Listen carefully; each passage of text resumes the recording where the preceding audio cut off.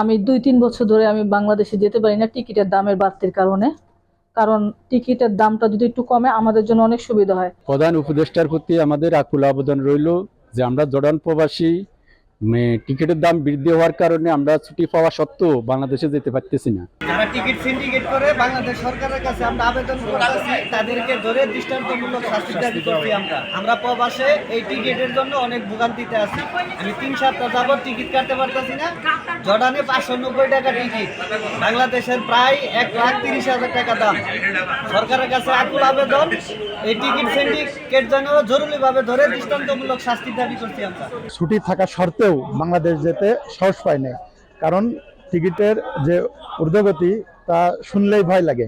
যারা ticket syndicate করে আমরা তাদের শাস্তির জন্য আবেদন করছি। টিকিট সিন্ডিকেটকারীদের বিচার চাই। প্রবাসে যারা আছে তারা সবাই অসহায় এই এই সিন্ডিকেটের কারণে। মধ্যপ্রাচ্যের দেশ জর্ডান, যেখানে 1 লক্ষের উপরে বসবাস করে প্রবাসী বাংলাদেশিরা।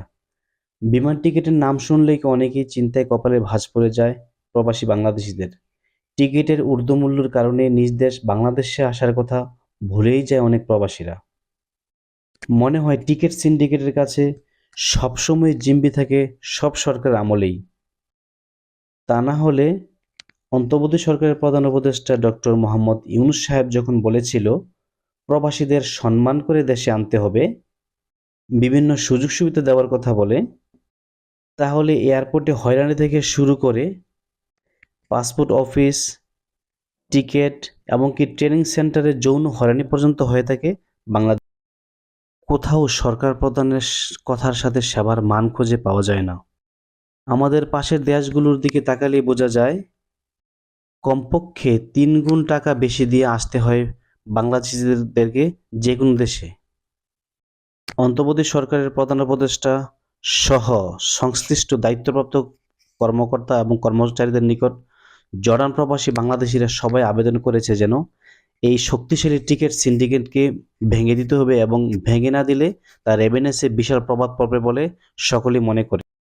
প্রবাসীরা আরও স্মরণ করিয়ে দেয়, বিগত আওয়ামী সরকারের মন্ত্রী জনাব জুনায়েদ পলক সাহেব কিন্তু এক পর্যায়ে প্রবাসীদেরকে পায়ে ধরে মাফ চেয়েও কিন্তু রেমিডেন্স আনতে ব্যর্থ হয়েছিলেন।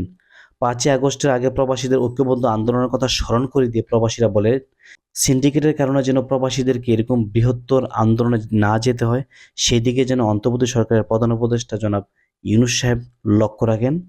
প্রবাসীদেরকে নিয়ে সকল ষড়যন্ত্রকারী কঠোর সিন্ডিকেট ভেঙে দেওয়ার আহ্বান জানান এবং প্রবাসী কল্যাণ ও কর্মসংস্থান মন্ত্রণালয়কে এবং প্রবাস বান্ধব সরকার গঠনের আহ্বান জানান সকল প্রবাসীরা। অন্তর্বর্তী সরকারের প্রধান উপদেষ্টা ডক্টর মোহাম্মদ ইউনূস সাহেবের কাছে সকল প্রবাসীদের আকুল আবেদন যেন সিন্ডিকেটের মূল হুতাসহ সংশ্লিষ্ট যারা জড়িত আছে সবাইকে গ্রেফতার করে আইনের আয়ত্তে আনা হবে আহ্বান জানান।